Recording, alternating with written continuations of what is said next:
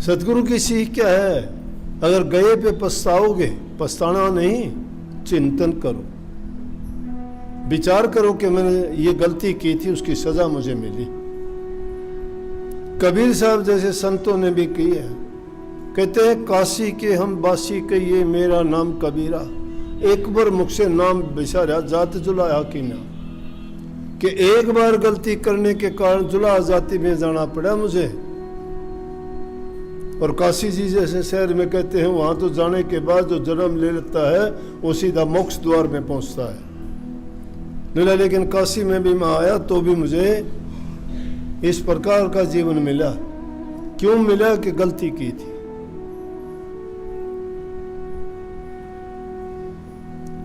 ध्रुव के साथ भी यही हुआ था।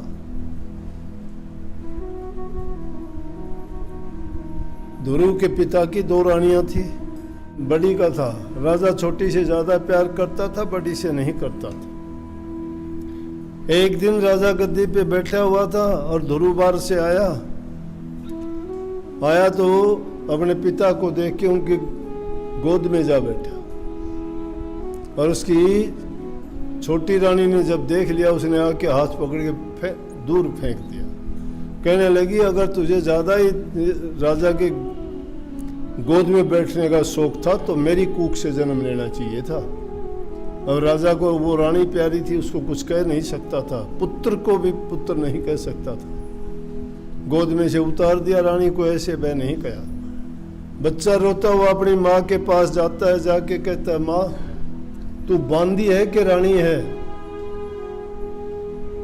तू मेरे पिता की पत्नी है कि तू बांदी नौकरानी है उसकी? बोले क्या बात बेटा। समझदार लोग नम्रता और दीनता और धैर्य रखते हैं।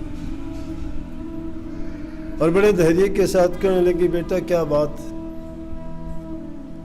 कि बात क्या कि इस तरह से मैं मेरे पिताजी की गोद में बैठा तो मेरी मौसी ने मुझे क्यों गोद से उतार के फेंक दिया, इसका मतलब तू।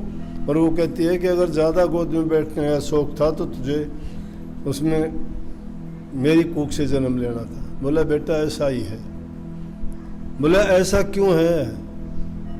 कि इसका कारण है बेटा, मैंने पिछले जन्म में परमात्मा की भक्ति को नहीं करी, ये गलती की थी जिसके कारण मुझे सजा मिली है। बोला कहाँ मिलेगा परमात्मा? कि तूने जो गलती कर दी कम से कम मैं तो ना करूं। और वो 5-6 साल का बच्चा अपनी माँ की आज्ञा लेके परमात्मा की खोज में निकल लेता है। वो अलग बात है। लेकिन क्या कहा रानी ने? ये कहा कि मैंने गलती की थी कि पिछले जन्म में प्रभु की भक्ति नहीं की, इसलिए मुझे इस जन्म में कष्ट भोगना पड़ता है।